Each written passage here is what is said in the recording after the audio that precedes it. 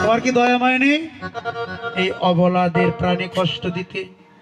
তোমার ডাকি তো আমি আইছি। আমার এই নিমন্ত্রণ করেছে বিপুল দাদা।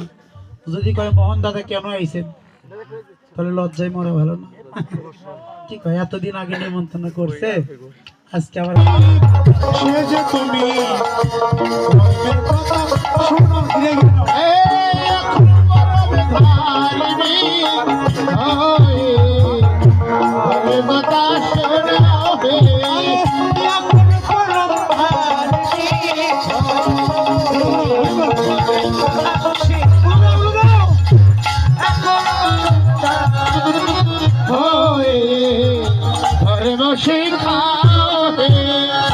সোরের মুখে ধর্মের কথা শুনতে লাগে